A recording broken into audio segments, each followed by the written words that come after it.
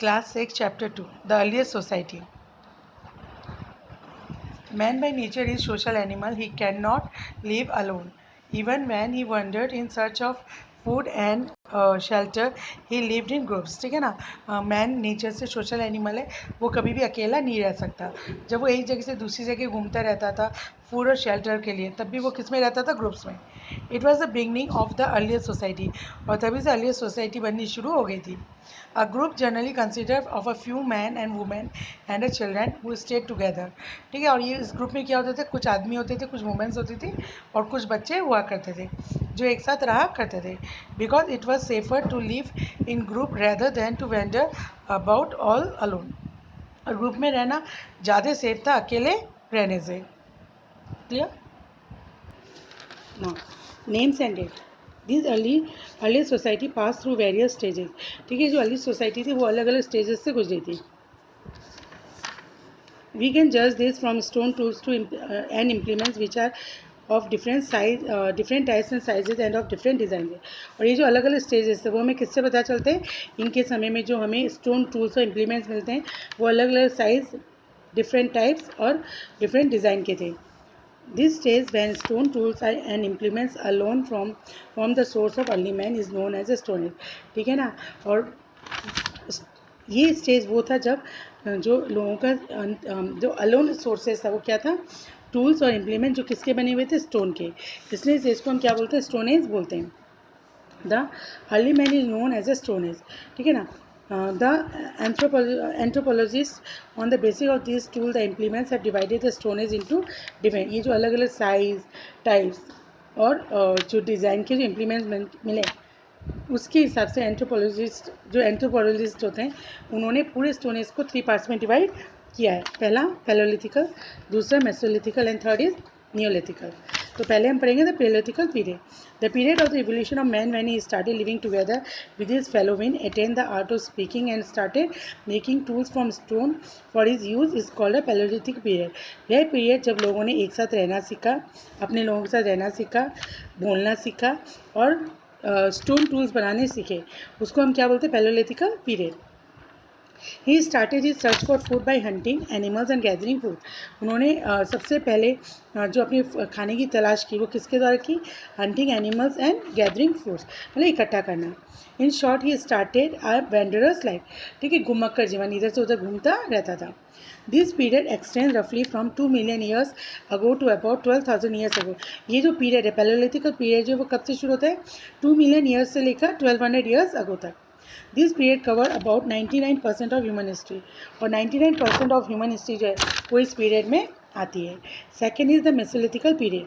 The period of man life between the palaeolithical period and the neolithical period is called the mesolithical period. ठीक है. पैलोलिथिकल और नियोलिथिकल period के बीच का जो period है उसको हम क्या बोलते हैं? मेसोलिथिकल पीरियड बोलते हैं. This period started about 12,000 years ago till about 10,000 years अगो. ठीक है. 12,000 से लेकर 10,000 ईयर्स तक रहा. And so many environment changes. इस समय बहुत ज़्यादा एनवायरमेंट चेंजेस हो रहे थे. During this period man started making highly develop tool. अब उनके जो टूल्स थे वो काफ़ी डेवलप कंडीशन के थे. Use of bones and ivory was the vogue and various kind of tools were made. ठीक है. अब स्टोन के साथ साथ बोन्स और आइवरी का भी वो इस्तेमाल किया करते थे. During this period he learn the art of growing his food. अब उसने धीरे धीरे अपनी खाना उगाना सीख लिया, यानी कि फसल उगानी शुरू कर ली थी. This was however the beginning of agriculture. और ये अब एग्रीकल्चर का बिगनिंग हो चुका था. Third is the neolithical. This period started about 10,000 years ago. ये 10,000 साल पहले स्टार्ट हुआ था या 10,000 ईयर्स पहले स्टार्ट हुआ था. This was a period which by a very This was a period which, by a very slow process, since the Mesolithic period, man had taken to agriculture. ठीक है. अब मैन ने जो एग्रीकल्चर लिया उसका धीरे धीरे प्रोसेस हो रहा था. He change his habit from food gathering to food producing. अब उसके हैबिट चेंज हो गए थे. वो फूड गैदरर से क्या बन गया था? फूड प्रोड्यूसर बन गया था. He gave up the nomadic life and took a settle life. अब वो इधर उधर घूमता नहीं था बल्कि एक जगह सेटल होकर रहता था. ही इम्प्रूव्ड हिज स्टोन टूल्स. उसके जो इम्प्रूव टूल्स थे वो बहुत ज़्यादा इम्प्रूव हो गए थे. Into fine sharp edge. उसके जो किनारे थे वो बहुत शार्प थे. एज मतलब किनारे. पॉलिश विपन मतलब बहुत शार्प हो गए थे. He begin to domesticate animal for his food instead of hunting them. अब वो उनका शिकार नहीं करता था बल्कि अपने खाने के लिए उनको पाला करता था. Clear. The Paleolithical or the Old Stone Age. The Palo means Lithi. Palo means old and Lithi means Palo plus Lithi. Palo means old and Lithi means stone. Its chief characteristics or features. Primitive man was only a little better than wild animal. जो आदिवासी लोग थे जो primitive man थे वो wild animal से थोड़ा ही better थे. The only difference was that wild man walked on 2 feet and use his hand, animal walk on all four. ठीक है, उनके जो 4 थे उनमें से 2 को वो फीट के रूप में और 2 को हाथों के रूप में यूज़ करते थे. लेकिन जो एनिमल थे वो चारों पे ही चला करते थे. Hunting and food gathering as a way of life and its implications. ठीक, उनका क्या रिजल्ट था. The early man the so called hunter gather were always on the move and did not stay at one place for longer. ठीक है, ये लोग हमेशा एक जगह से दूसरी जगह जाते थे और एक जगह पे बहुत समय तक नहीं रुकते थे. This was because of the following reason. इसका रीज़न क्या था. Number 1, they did not know how to produce their food, so they were always on the move in search of new places where they could find their food easily. वो अपना food produce करना नहीं जानते थे, इसलिए वो नई नई जगह जाते थे जहाँ उनको खाना इजीली मिल सके. ठीक है. Secondly, plants and tree on which they dependent for their food in different season. ठीक है, प्लांट्स और ट्रीज होते हैं वो अलग अलग सीजन में अलग अलग फूड देते हैं. So food gather move with the change off season के चेंज के साथ वो एक जगह से दूसरी जगह जाते रहते थे. Thirdly, animal found also food also formed a major part of their food. ठीक है, एनिमल जो था वो उनके भोजन का एक बहुत बड़ा पार्ट था या खाने का बहुत बड़ा पार्ट था, डाइट का बहुत बड़ा पार्ट था. When these animals moved from place to place in search of grass and leaves, man had also to move with them in order to hunt them. ठीक है, जब जानवर अपने ग्रास और लीव्स के लिए एक जगह से दूसरी जगह जाते थे तो वो भी उनके पीछे पीछे एक जगह से दूसरी जगह जाया करते थे. Fourthly, the availability of water was the necessary requirement for both man and beast as well as plant. ठीक है, पानी चाहे वो जानवर हो या मैन हो या प्लांट्स हो, उन सब के लिए ज़रूरी होता है. Water is found in lake, stream and river. Water कहाँ कहाँ मिलता है. लेक, स्ट्रीम और रिवर में मिलता है. When in the dry season some of the lake, stream and river dried up, men were forced to move to such places where water was available. ठीक है, जब ड्राई सीजन आता था lake, stream और जो रिवर थे वो dry हो जाते थे तो जो मैन होते थे उनको एक जगह से दूसरी जगह जहाँ पानी मिलता था उसके लिए वो दूसरी जगह जाया करते थे. Thus early men were nomads and wanderers who were always on the move in search of food and water. Such men lived about 2 million years ago. और ये जो वेंडर्स मतलब होता है घुमक्कर, नोमैड्स मतलब जिनका अपना कोई परमानेंट सेटलमेंट नहीं होता, वो एक जगह से दूसरी जगह जाते रहते थे. किसकी तलाश में. फूड और पानी की तलाश में. सच में. और ये मैन कब लेते थे. 2 मिलियन ईयर्स अगो रहते थे. Man by nature is weaker than animal like tiger, lion, elephants, great reptiles like dinosaur and great lizard. जो मैन होता है वो जानवर से कमज़ोर होता है. Tiger, lion, elephant, reptiles, dinosaur, lizard से. He has neither sharp teeth or nor claws nor horns. ना तो उसके दांत बहुत शार्प होते हैं, ना उसके पंजे होते हैं, क्लॉज होते हैं, नाखून होते हैं ना बड़े बड़े, देखे ना जब, और ना ही उनके 2 सिंग होते हैं, हॉर्न्स होते हैं. So group of man, women and children lived in move together. इसलिए जो मैन और वुमेन थे वो एक साथ घुमा करते थे together. They moved in small group because it was safer to belong to a group rather than move alone. ठीक है, इसलिए वो छोटे छोटे ग्रुप में रहते थे और उनको लगता था अकेले जाने से अच्छा ग्रुप में रहें, और वो ग्रुप में रहने से अपने आप को सुरक्षित या सेफर महसूस करते थे. They used sharp stone which they had shaped into knives, axe heads, choppers, etc. to kill animals. उन्होंने जो स्टोन्स थे उनको जो शेप दिया था, नाइफ, एक्स हेड, चॉपर, उनसे वो जानवर को मारा करते थे. टू रिमूव देयर स्किन, जानवरों की स्किन हटाने के लिए. टू फेल ट्रीज, पेड़ों को गिराने के लिए. डिग द अर्थ में गड्ढा करने के लिए. And to shape wood and stone, और किसी भी स्टोन और वुड को शेप देने के लिए. As this tools and weapons were made of stone. ये टूल्स और जो वेपन्स थे वो किसके बने हुए थे. Stone. So the period when this people lived on earth is known as a stone age. जिस समय ये लोग धरती पे रहते थे उस एज को हम क्या बोलते हैं. स्टोन एज बोलते हैं. Stone tool, artifacts and their uses. Index. It was a pear-shaped tools with sharp edge on all the side. ठीक है ना, इस टाइप का देखो pear टाइप टूल है, पूरा शार्प है. ठीक है, दिख रहा है ना पिक्चर में. It was made by it was used for cutting certain object or for smashing certain thing.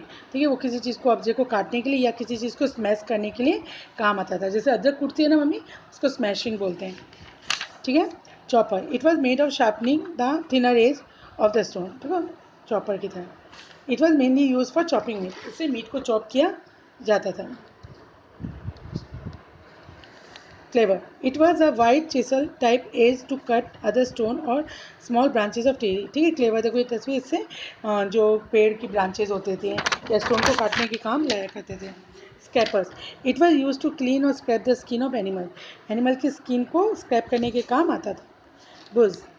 It was use to dig deep holes in the earth. ठीक है, होल्स करने के काम आता था अर्थ में. Arrowhead. It was use to kill running animals. किसी भी एनिमल दौड़ते हुए जानवर को मारने के काम आता था. ठीक है ना. Introduction of tools and weapons. Flint is a hard steel keystone which the stone age man used for making his tools and weapons. ठीक है, फ्लिंट एक प्रकार स्टोन होता है जो स्टील ग्रे कलर का होता था और स्टोन बहुत हार्ड होता था.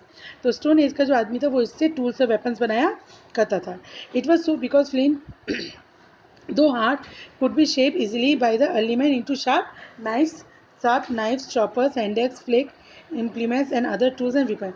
वो हार्ड तो होता है लेकिन उसके साथ उसको इजीली शेप दिया जा सकता था. किस रूप में? नाइफ्स के रूप में, चॉपर के रूप में, हैंड एक्स के रूप में, फ्लेक इम्प्लीमेंट्स के रूप में, अदर टूल्स एंड वेपन्स के रूप में.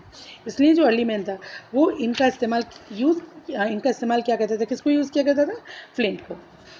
Several such implements used by the early Stone Age have been found in various parts in India except in the Indo-Gangetic plain. India में इस प्रकार के जो स्टोन टूल्स हैं वो हमें मिले, लेकिन हमें इंडो गैंगेटिक प्लेन में इस प्रकार के टूल्स नहीं मिले. With the help he could easily kill animal. इनकी सहायता से वो जानवर को मार सकता था, कट डाउन ट्रीज, पेड़ों को काट सकता था, shape wood and stone age ही लाइक, और लकड़ी और स्टोन को शेप दे सकता था. Later on, wooden handles were tied to this tool and implement, which made their use easier than before. ठीक है, उसके बाद उन्होंने उसमें लकड़ी बांधनी शुरू कर दी जिससे इनको आसानी से टूल के रूप में इस्तेमाल किया जा सकता है. Clothes and shelter. The primitive man and the of the old Stone Age was guided purely by his physical needs. ठीक है ना. जो ओल्ड स्टोन एज के लोग थे वो ज़्यादातर अपने फिजिकल नीड्स के ऊपर डिपेंड, जो गाइडेड थे वो अपनी फिजिकल नीड्स पे थे. He gather food when he feeled hungry. जब उसको भूख लगती थी तो वो फूड गैदर कर लेता था. Similarly covered his body only to protect himself against cold and rain. वो उसी समय अपने बॉडी को कवर करता था जब उसको ठंड लगती थी या बारिश होती थी. फॉर दिस पर्पज ही वोर barks और leaves of tree and skin of the animal whom he hunted for food. और इसके लिए वो अपने बॉडी को कवर करने के लिए किसका इस्तेमाल करता था? पेड़ों के बाग्स को, लीव्स को, या जिन जानवरों का वो शिकार करता था उनकी स्किन को. He took shelter in caves for hid himself among thick tree leaves to protect himself from wild beasts and the rough weather. ठीक है, वो अपने आप को केव के अंदर शेल्टर लेता था, अपने आप को छुपा लेता था बड़े बड़े पेड़ों के पीछे. ठीक है ना. किससे बचने के लिए? To protect himself from wild beast, जंगली जानवरों से बचने के लिए, एंड द रफ वेदर, या जो मौसम खराब होता था तब.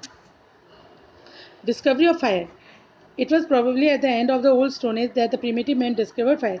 ये माना जाता है कि ओल्ड स्टोन एज में अचानक एक दिन, ठीक है ना, उसने फायर को डिस्कवर किया. This fire brought a great change in his life. और इस फायर की वजह से उसके लाइफ में बहुत ज़्यादा चेंजेस आए. Burning of fire could be use to keep him warm in the cold.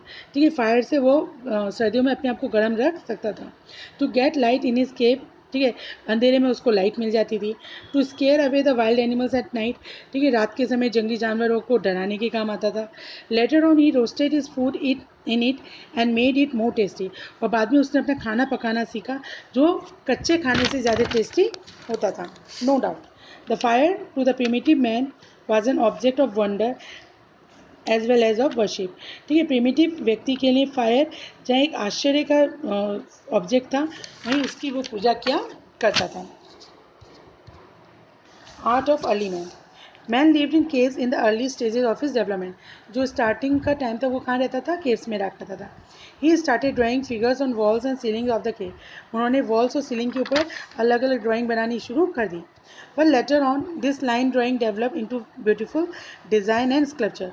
और बाद में धीरे धीरे उन्होंने लाइन के द्वारा सुंदर सुंदर डिज़ाइंस और स्कल्पचर बनाने शुरू कर दिए. There are depiction of running wild bison, bears, horse, stags and herds of other animals in beautiful design. और ज़्यादातर इसमें क्या होते थे? बाइसन होते थे, ठीक है ना, बियर होते थे, हॉर्स होते थे, स्टैग्स होते थे, और अलग अलग जानवरों के हर्ड मतलब झुंड होते थे. Such depictions have been found in the caves of Altamira in Spain and Las Cuasua in France. और इसी टाइप की केव्स हमें कहाँ मिली? Altamira in Spain and Lascaux in France. He even made ornaments from ivory, bones and beautiful stone. और वो बहुत सुंदर सुंदर गहना बनाता था ivory, bones और beautiful stone का इस्तेमाल करके. ठीक है. Now, religious belief of the early man. It was after hundreds of thousands of years that the Paleolithic man developed certain religions of thousand of year, hundred of years के बाद उन्होंने कुछ religious belief develop की. Some of those beliefs are given as. ठीक है. Number 1, he worship his ancestor after they death. वो अपने पूर्वजों की उनके मरने के बाद पूजा किया करते थे. ही बिलीव्ड इन मैजिकल पावर. वो जादू टोना में विश्वास करते थे. He buried the dead along with his tool and eatable things that the dead might need them in their journey to the next world. ये बहुत इंपॉर्टेंट है. जब कोई आदमी मर जाता था तो उसको वो बरीड कर देते थे, धरती के नीचे दबा देते थे. लेकिन उस व्यक्ति के साथ उसके जितने भी टूल्स थे, वेपन्स थे, खाने की चीज़ें थी, वो भी उनके साथ दबा दिया जाता था, ये सोच के कि जब वो नेक्स्ट वर्ल्ड के लिए जा रहा है तो उसको उसकी ज़रूरत पड़ सकती है. The early man was afraid of lightning and thunder because he did not know what caused them. ठीक है. वो लाइटनिंग, बिजली चमकती है, बादल गरजते हैं, उससे वो डरता था क्योंकि उसको ये नहीं मालूम था ये क्यों होता है. He thought that they were perhaps the expression of some divine anger. उसको लगता था ये भगवान का गुस्सा दिखाने का एक तरीका है. Last, early stone age sites, choosing a place to live in. ठीक है ना. वो कहाँ रहने के लिए अपनी जगह ढूंढते थे. The following map shows the different. ये जो मैप है ना आपके, ये मैप दिख रहा है आपको, ये मैप जो है, ये जो रेड स्पॉट्स हैं, ये सारे पैलेलिथिकल साइड हैं. ठीक है. The following map shows the different where the food gather live. ठीक है. ये मैप बताता है कि कहाँ का फूड गैदरर्स रहते थे. Many of this sites were near the source of water such a river and lake. ज़्यादातर साइट्स वहीं है जहाँ पे कहीं ना कहीं नदी है, या तो कोई नदी है या फिर लेक है. Such site were known as habitation site. और जहाँ पे वो लोग रहा करते थे उसको हम क्या बोलते हैं, हैबिटेशन साइट बोलते हैं. As stone tools were important, some of these sites were near the place where stone was easily available. ठीक है. हम जानते हैं कि जितने भी टूल्स और वेपन बनाते थे वो ज़्यादातर किसके बनाते थे, स्टोन्स के बनाते थे. तो वो ज़्यादातर ऐसी जगह ढूंढते थे जहाँ पे उनको इस टाइप के स्टोन आसानी से मिल जाए. Where people could make stone implement. और जहाँ पे वो स्टोन का इम्प्लीमेंट्स बना सकें. Such sites came to be known as factory site. और जहाँ पे उनको स्टोन मिलते थे अपने टूल्स और इम्प्लीमेंट्स के लिए, उसको वो लोग क्या बोलते थे, फैक्ट्री साइट. और हैबिटेशन कम फैक्ट्री साइट.